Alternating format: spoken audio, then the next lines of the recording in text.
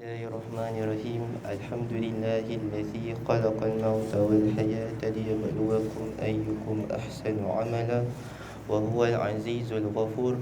Asyhadu an la ilaha illallah wa asyhadu anna Muhammadan abduhu wa rasuluh. Wa nusalli wa nusallim ala sayyidina Muhammad wa ala alihi wa sahbihi ajma'in. Radina billahi rabba wa bil islami dina wa bi Muhammadin nabiyya wa rasulah.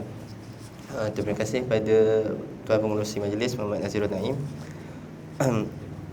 Yang saya hormati Timbalan Mudir, guru hafazan kita iaitu Ustaz Jamal bin Adnan Al-Hafiz, guru-guru kemahiran, guru-guru akademik, dan bahagian kemahiran Ustaz Syed Hanafi bin Syed Ahmad, Ustaz Zahaimi, guru Nazirah, serta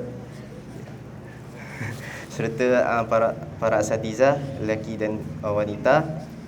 Tak lupa juga staf-staf dapur dan para pelajar bani dan banat yang dirahmati oleh Allah Subhanahu Wa Taala sekalian. Assalamualaikum warahmatullahi taala wabarakatuh.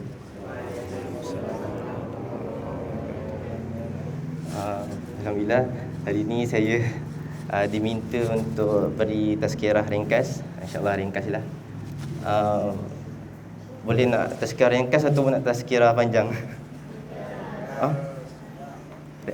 Panjang tak apa ke? Tak apalah, saya tazkirah ringkas je lah. Takut ambil masa korang pula kan. Sebenarnya takut juga nak bagi tazkirah ni. Ini first time lah saya bagi tazkirah. Ikutkan saya ni tak cukup haul lagi nak bayar zakat. Maksudnya tak cukup ilmu lagi lah nak duduk depan ni nak bagi nak sampaikan ilmu kan. Tapi tak apalah, sebagai amanah, saya cuba untuk lakukan jugalah, insyaAllah. Okey, saya pun tak tahu nak bagi tazkirah apa. Sebelum ni Ustaz ini tak datang, Ustaz Amin, guru Arab, bahasa Arab korang, tazkirah pasal Rasulullah kan. Tak silap saya lah, pasal sunnah-sunnah, pasal adab dan nasihat juga kan.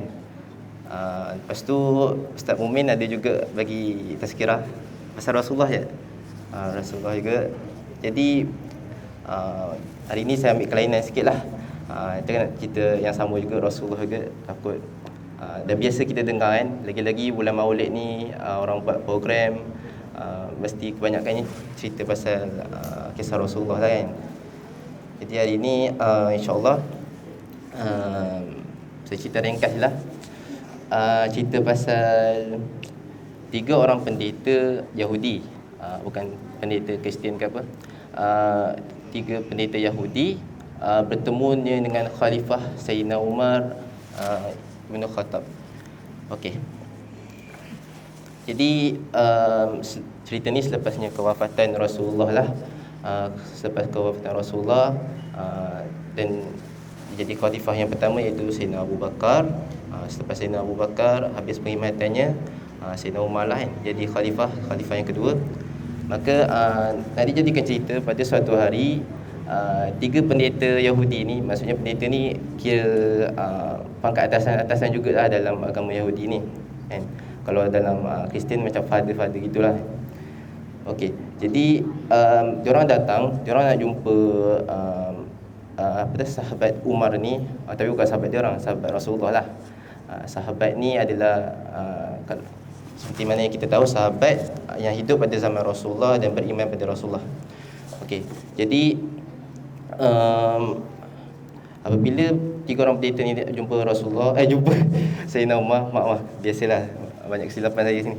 Okey, jadi bila dia orang jumpa, dia orang nak bertanyakan beberapa soalan lah. Dia cakap kat Sayyidina Umar, wahai Amirul Mukminin, saya ada beberapa soalan nak ditanyakan kepada Tuan. Ada 5 soalan lah, 5 atau 6 soalan nak tanya.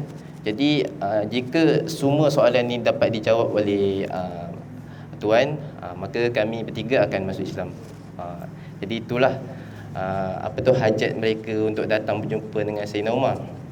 Lalu 3 pendeta, lalu Sayyidina Umar pun tanyalah Okey, baik.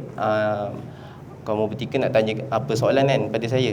Jadi pendeta, 3 orang pendeta ni pun jawablah. Jadi seorang tanya, waktu bila pintu langit dibuka? Itu soalan pertama dia. Lepas tu yang kedua, waktu bila pula pintu langit tertutup? Saya dalam masa yang sama korang fikirkanlah apa jawapannya. Okey. Saya bagi alang-alang, saya bagi tazkirah dan saya bagi teka-teki jugalah untuk korang. Okey. Yang ketiga pula, kubur apa yang bergerak dan ada penghuninya? Okey. Yang keempat, makhluk apa yang diberi arahan pada umat dia, tapi makhluk tu bukannya jin ataupun manusia. Okey. Yang kelima, apakah 5 makhluk yang dilahirkan tanpa ibu? Okey, itulah soalan-soalannya. Jadi Sayyidina Umar ni pun, Allah, apa benda soalan ni? Memang Yahudi ni, diorang ni ahli kitab kan. Jadi diorang tahulah, sebab kitab-kitab diorang pun ajar benda yang sama, cuma itulah banyak yang terpesong sama juga macam Kristian juga. Diorang tak ikut ajaran Nabi diorang buat cara diorang sendiri, tapi ayat masih ada yang betul-betul juga. Okey, jadi Sayyidina Umar pun terpinga-pinga juga nak cari jawapan. Tapi itulah, Sayyidina Umar tak dapat jawab. Jadi Sayyidina Umar tak cakaplah dia tak dapat jawab. Cuma dia teringat satu ayat ni yang mana Rasulullah berkata, Rasulullah bersabda, jika aku pintu gerbangnya ilmu, maka Sayyidina Ali adalah kuncinya. Maksudnya di sini, jika dah tak ada Rasulullah lagi, maksudnya Rasulullah dah wafat, jadi Sayyidina Ali lah yang pegang ilmu-ilmu Rasulullah ni. Bukan maksud sahabat-sahabat lain tak berilmu, tapi Sayyidina Ali ni lebih dekat lah pada Rasulullah. Sebab Sayyidina Ali ni dia seperti mana yang kita tahu, dia sepupu Rasulullah kan. Dia hidup dengan Rasulullah satu rumah. Dia anak pak saudara Nabi, iaitu Abu Talib kan. Sayyidina Ali bin Abi Talib. Okey, jadi masa tu dalam masa yang sama, Salman Al-Farisi lalu dekat tempat diorang tu lah, tempat Sayyidina Umar dengan 3 orang pendeta tu. Jadi Sayyidina Umar dipanggil Salman, lalu Sayyidina Umar minta pada Salman untuk panggilkan Sayyidina Ali. Datanglah sebab dia ada benda nak diberitahu kan. Jadi Sayyidina Umar ni cakap kat 3 pendeta tadi, tunggu dulu ya, soalan ni senang sangat, saya tak nak jawab. Jadi saya minta penolong saya untuk jawabkan. Sayyidina Umar tak nak ni lah, malukan diri dia, dan lagi satu tak naklah pendeta-pendeta ni tak jadi masuk Islam. Sebab ni jadi macam satu kesempatan lah untuk dia nak mengislamkan orang-orang baru. Okey, jadi Salman Al-Farisi pun bergegaslah pergi ke rumah Sayyidina Ali dan berjumpa dengan Sayyidina Ali. Lalu Salman cakap, wahai Ali, Khalifah Umar panggil, ada untuk selamatkanlah Islam, maksudnya Salman fikir Sayyidina Umar dengan 3 orang pendeta tu mungkin bincang pasal Islam lah, mungkin diingatkan nak bergaduh ke apa kan. Jadi macam tu lah Salman cakap tu. Jadi Sayyidina Ali pun bergegas pergi jumpa Sayyidina Umar dalam masa okey. Jadi Sayyidina Ali pergi jumpa Sayyidina Umar, tanyalah, wahai Amirul Mukminin, apa yang perlu saya bantu? Lalu Sayyidina Umar cakap, minta jawabkan soalan-soalan yang 3 orang pendeta ni tanyakan. Okey, lepas tu Sayyidina Ali cakaplah, okey, tuan, cuba ulang balik apa soalan yang nak ditanyakan. Jadi pendeta ni pun tanyalah. Jadi pendeta ni cakap, okey, saya akan tanyakan, jadi awak jawab satu persatu apa yang saya tanyakan. Okey. Jadi sama juga macam soalan yang tanya tadi. Yang pertama, waktu bilakah pintu langit dibuka? Jadi Sayyidina Ali jawab, waktu pintu langit dibuka ialah ketika orang yang baru masuk Islam mengucap 2 kalimah syahadah. Maksudnya pintu langit terbuka waktu adanya orang mengatakan kalimah syahadah ini la ilaha illallah. Itulah jawapan dia. Kalau ada yang mungkin ada yang fikir dalam hati, jawapan dia masa Isra Mi'raj pun boleh diterima jugalah. Okey. Lepas tu soalan yang kedua, penonton ni tanya, waktu bila pula pintu langit ditutup kan? Okey. Jadi jawab Sayyidina Ali, waktu pintu langit ditutup ketika orang-orang mensyirikkan Allah, maksudnya mengkafirkan Allah lah, mengkafirkan Allah. Jadi itulah jawapan dia. Mensyirikkan Allah, jadi pintu langit tak dibuka. Maksudnya walaupun kita ni orang Islam kan, tapi kita buat benda yang mensyirikkan Allah, tak kisahlah benda tu kita ikut ajaran orang bukan Islam ke, kita sembah berhala ke contoh, ataupun kita syirik. Biasanya orang Melayu ni pergi jumpa bomoh yang menggunakan jin apa semua tu kan. Jadi lepas tu kita buat amalan-amalan seperti solat ke apa, amalan kita tak dapat diterima oleh Allah lah, sebab pintu langit ditutup untuk kita. Dan macam tu jugalah roh-roh orang yang sudah meninggal, roh-roh bagi orang yang kafir, diorang mati, diorang pun ada roh juga sama macam kita kan, roh, tapi rohnya ni tak dibenarkan untuk naik ke langit. Jadi itulah roh-roh orang kafir ni dia akan merayau-rayau lah ke alam semesta ni, dia tak dapat naik ke langit. Manakala roh-roh orang beriman akan disambut oleh para malaikat dan dibawa ke langit lah untuk berjumpa dengan Allah, macam mana keadaan dia, macam mana ke akhirat dia nanti, syurga dia belah mana, apa semua itulah. Lalu baru dia turunkan ke bumi dan masukkan ke alam barzah lah. Itu cerita lain pula. Okey, jadi soalan ketiga. Jadi soalan kedua tadi dah dapat jawab. Soalan ketiga pula, kuburan apa yang ada penghuni jin dan kuburan tu bergerak? Agaknya apa yang korang fikir jawapan dia? Kuburan yang boleh bergerak dan ada penghuninya. Bukan biar jenazah. Jadi Sayyidina Ali beri jawapan, iaitu ingat kisah Nabi Yunus. Nabi Yunus yang ditelan oleh ikan nun tu. Itulah yang Sayyidina Ali jawab. Nabi Yunus lah yang masa dalam ikan nun dijadikan maksudnya macam kiasan tu sebagai kuburan lah untuk dia. Sebab Nabi Yunus masa tu dia kan larikan diri daripada amanah dia yang Tuhan bagi untuk dakwah pada umat dia kan. Tapi Nabi Yunus ni lari, lalu Allah uji dia dengan dimakan oleh ikan nun. Tapi ikan nun tu tak adalah cincang-cincang dia, maksudnya telan. Jadi Nabi Yunus duduk dalam perut ikan nun tu dengan keadaan yang sangat lemas lah kan. Sangat lemas. Sebab itulah masa kita solat hajat tu, kita baca doa Nabi Yunus, itu la ilaha illa anta subhanaka inni kuntu minaz zalimin. Itulah doa Nabi Yunus. Jadi selama 40 hari Nabi Yunus duduk dalam ikan perut ikan nun tu, dan ikan nun tu pun berlayar lah mengelilingi samudera dalam 40 hari. Lalu sampai masa barulah Allah keluarkan dia. Masa jadi ikan tu pun rasa sakit perut ke apa, dan dikeluar ludahkan balik Nabi Yunus tu ke pinggiran pantai lah kot. Okey, tu cerita kisah Nabi Yunus. Dan itulah jawapan yang ketiga tadi. Jawapan yang ketiga.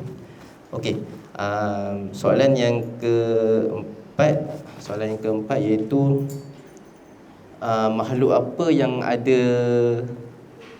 ada umat dia, diberi arahan kepada umat dia, tapi makhluk ni bukan manusia dan bukan juga jin. Agaknya apa?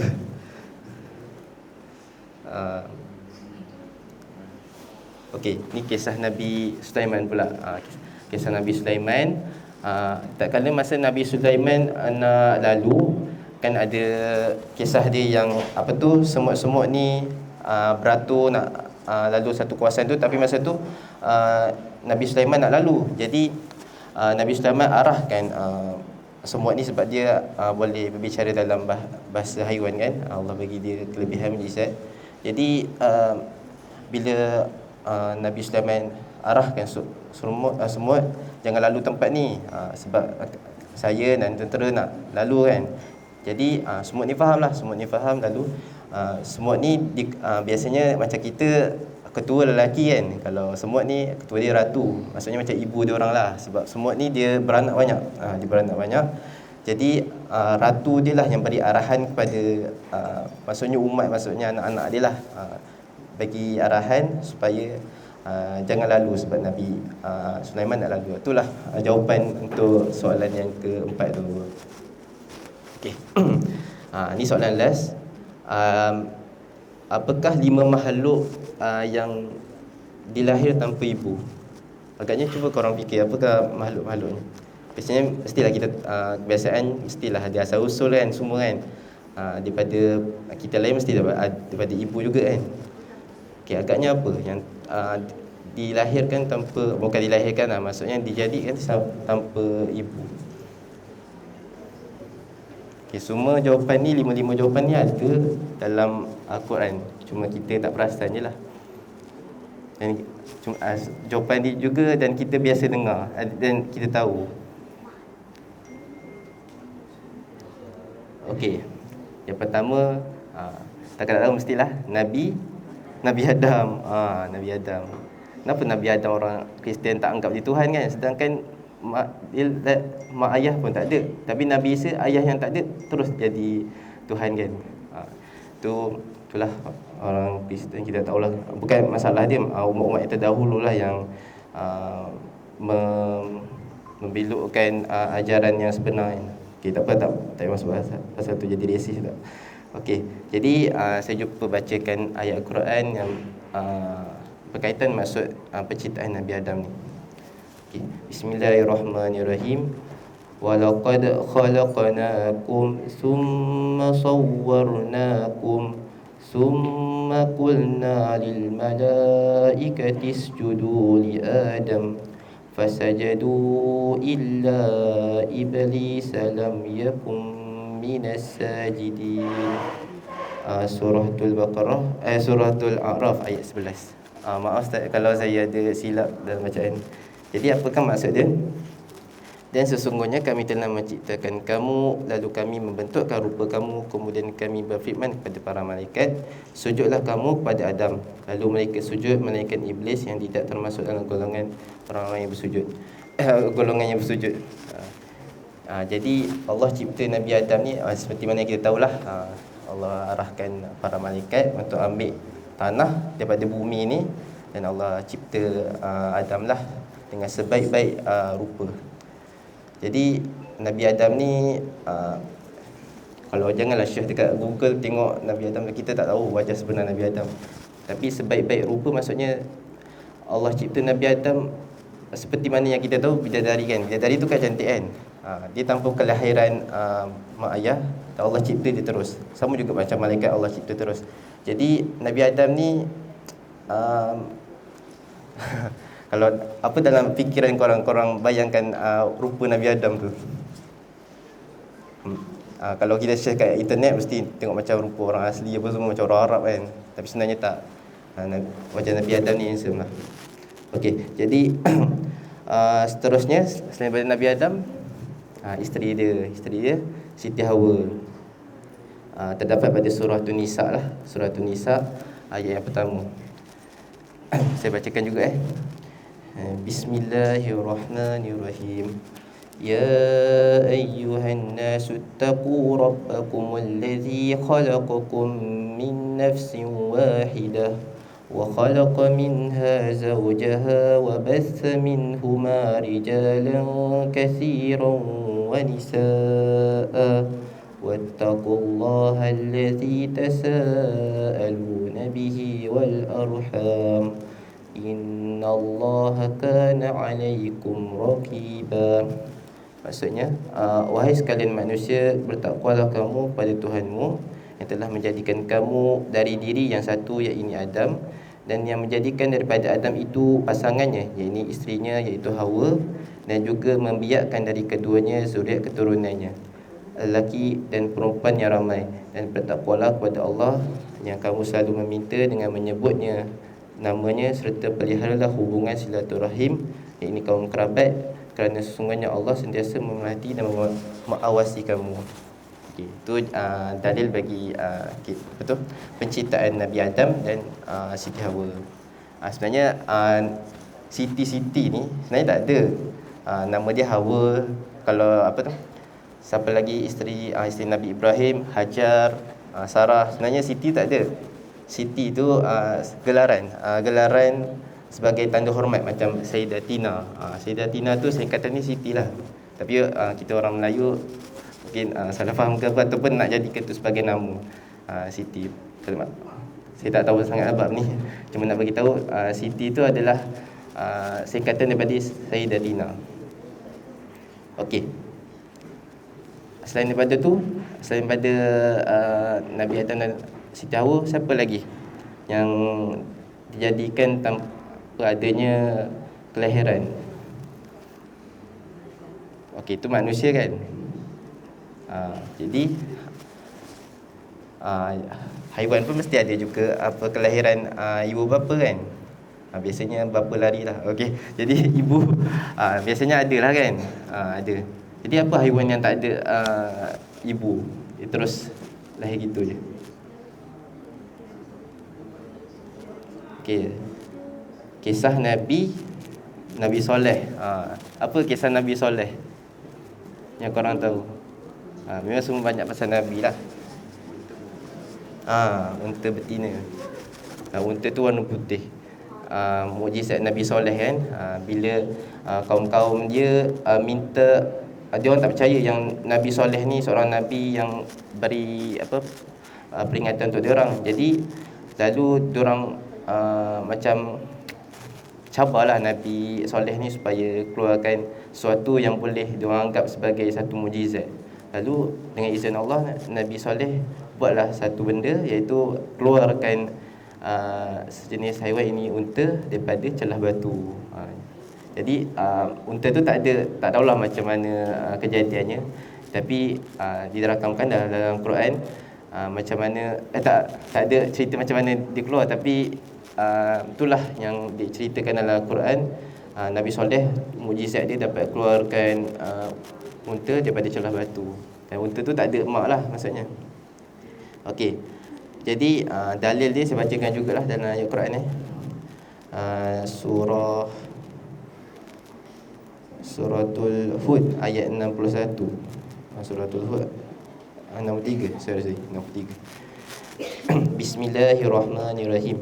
Wa ya qaumi hadhihi naqatullahi lakum ayah fadharuha ta'kul fil ardillah wa la tamassuha bisu'in fayakhuzakum 'adzabun qarib. Maksudnya, dan wahai kaumku, ini adalah unta betina dari Allah untuk kamu sebagai tanda mukjizat yang membuktikan kebenaranku. Oleh itu, biarkanlah dia mencari makan di bumi Allah, dan janganlah kamu menyentuh dengan sesuatu yang menyakitinya. Maka kamu akan jika kamu menyakitinya, maka kamu akan ditimpa azab seksa yang akan datang. Itu dalil bagi kisah Nabi Soleh lah.